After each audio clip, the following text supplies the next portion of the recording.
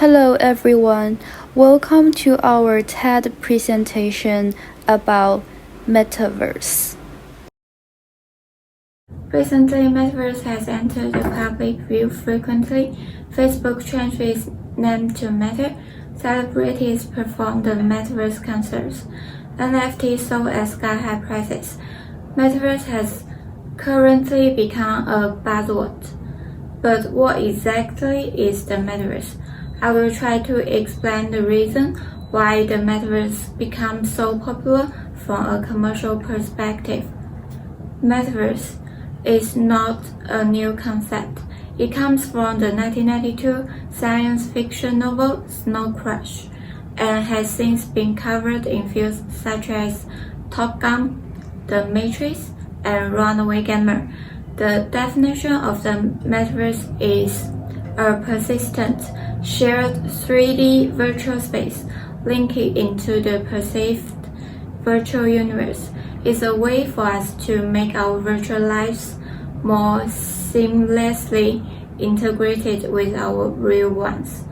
There are 4 core features of the Metaverse: immersive experience, virtual identity, virtual economy, and virtual social governance. The term has been around for 30 years. Why is everyone suddenly talking about the Metaverse? One of the reasons is that under the current economic situation, capital needs new stories to provide the public a new trend to invest in. Metaverse is a brand new story, and it's easy to imagine the right business model and the huge, well-calculated future market capacity. Remember when smartphones revolutionized tech, the economy, and society itself? The Metaverse is expected to be an equivalent watershed, and many businesses want to get ahead of that. Here is the chart of the Metaverse in Google Trends. We can see a rise in March and April 2021 because in March, Roblox, a large gaming company, said at the beginning of its direct listing prospectus that it would build an initial Metaverse. The stock price soared to $40 billion on the first day, which is 10 times the previous year. Roblox promoted it with the Metaverse as a new concept to attract investment. When we stretch the timeline, we can see a huge surge increase in October 2021. I'm sure you already know that Zuckerberg held an online launch event announcing the rebranding of Facebook to Meta and its big push into the Metaverse. With the outbreak of the pandemic in 2020, people stay at home for a long time and have the need for virtual social interaction. Such an environment is just perfect for the Metaverse. Facebook is ahead in the existing technology with the VR device Oculus and the virtual currency Libra. It also has the capital advantage of preempting public opinion, which has positive incentives for investment and stocks. On the other hand, some critics said that by focusing on this, Facebook is distracting from the PR crisis. Issues like harming teens' mental health, facilitating the spread of disinformation, and fueling political polarization. All these circumstances led to Facebook's rebranding and its Metaverse-focused mission statement, and directly denoted the entire internet industry with Metaverse. Many tech giants like Microsoft, Apple, Tencent, Byte also jumped onto the bandwagon and invested.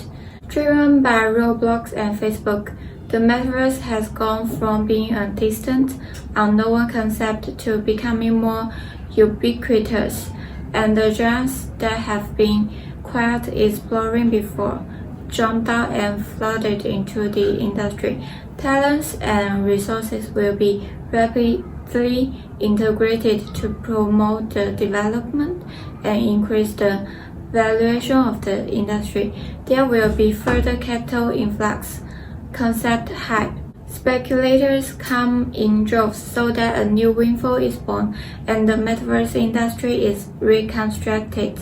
Although the industry we now imagine is still relatively distant, the whole commercialization process will indeed accelerate the development of the industry, and the immersion features of the industry itself will also bring problems like the further exploitation of digital labor and information exposure.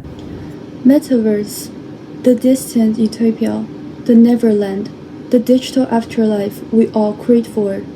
The conception of metaverse, as David Bazuski, the founder of Roblox, described, is the immersive, global, always-on, omni-experiential space for entertainment, learning, play, creation, and communication, socializing, and more. Metaverse was, at least at the very beginning of its life, a democratic cyberspace where everything was supposed to be built as chaotic, decentralized, and diversified. We all have this beautiful, futuristic imagination toward metaverse. It's a space where body will be abandoned. It's a space we humans transcend our embodiment. In metaverse, the eternal anxiety toward death seems to be absent. It's indeed a spectacular imagination toward humanity's future as it attracts billions and billions of investment. And what the tech giants wouldn't tell you, apart from all the dazzling fantasies about metaverse, is the dangerous potential of becoming a platform which regulates and also exploits each one of us. In my opinion, I think metaverse is actually the perfect incubator for mass surveillance and platform capitalism. We're already living in a world where our digital presence is completely determined by the algorithm. And metaverse, in this particular case, will actually put us one step closer to what Michel Foucault will describe as the Panopticon. And the consequence of it, as I will argue in this presentation, is the further exploitation of digital labor, and we should be concerned with these particular issues because it will eventually affect each one of us. And there is this word, as the pious followers of the metaverse will always brought up, immersion. Yes, metaverse aims to provide us an immersive world in which we will be surrounded by hundreds and millions of graphics and semiotics because they together construct a world that has a lot of resemblance to our physical world, but in the meantime differentiated with the actual world we live in. For example, in Meta's Oculus TV, you can actually walk into a movie theater and enjoy the movie with a bunch of strangers' avatars. So it's pretty much like in real life. But if you think about it, the outlook of the theater will be so much cooler compared to the real theater. I know it might appear to some of y'all that this kind of animation is quite cool and harmless, but if you have a second thought, it is actually more dangerous than you think. It might seem to be super innovative when they are decorating the movie theater, but what if they're decorating your metaverse workplace and your metaverse home? It could be a massive intrusion, not only to our minds and attention, but also to our bodies, as our consumptions of space will be reshaped and regulated by the platform. And if we think deeper about the regulated form of metaverse, we can easily find out that the workplace in metaverse is a hyper-invasive form of regulations for workers. The actions and moves of our digital presence can be easily documented by the company because our facial expressions can be recognized by the AR and VR equipment. This means that every blink of our eyes, every frown of our eyebrows, and every secret clicks to Instagram during work time could be traced and documented by the company. in the meantime, the warranty and protections for people who work in Metaverse could be a really tricky problem because you see, in Metaverse, there will not be any geographical boundaries. In this case, the employers can hire staff from all across the globe because the only thing they will be needing is the equipment. So this could lead to the potential exploitations of cheap labor and the working class. There is also another dangerous factors in Metaverse workplace. The gamification and playfulness of the platform can further blur workers' identities as conscious subjects. How will we perceive the digital laborer if they appear to be no different with the AI avatar? Will we still empathize with their circumstances, or will we just unseen their experience? I want to show you guys a somehow irrelevant but actually relevant example. In China, in recent years, one of the most prosperous industry is the food delivery service. So on the Meituan platform, if we order food, the rider has this tiny little avatar will appear in the system map. As the platform will calculate the best route for the rider, we can simultaneously see the exact location of the rider. And then the phone rings, we pick up, the deal closed. So as you can see, the every single little interactions in the whole food delivery service is designed by the platform algorithm. So this experience is very different from what we will have in traditional restaurants. And in this case, it's very likely that we perceive the rider as the avatar sign on the mobile screen. This will happen in Metaverse as well. And in this time, the worker's identity will be far more fictionalized than Meituan riders. The platform in this case is trying to deprive our connections as laborers, as working class, up to the point that we might fail to imagine each other's lived experience. So therefore, in summary, I do perceive Metaverse as a possible threat to labor rights. There are two core features of the Metaverse. The one is the highly immersive experience, and the other one is virtual identity. They do have a powerful appeal to humans, and especially when these two features get together, their impact and attraction to young generations may grow stronger than ever, even to the point of having the power to make people lose themselves in the Metaverse. When the virtual world runs parallel to the real world, people may initially see it only as a place to satisfy the curiosity and release the stress. But over the time, the line between the real and the visual become blurred, and the person's perception of themselves and their perception of the world can be somewhat strict. This actually conceivable. There is this world, a new world, where you can start a whole new life by logging in a simple way, where you can set your appearance as you wish. Not simply change your features, your gender. You can also change to be human or not. And many people agree that the Metaverse can even present the original appearance of human soul.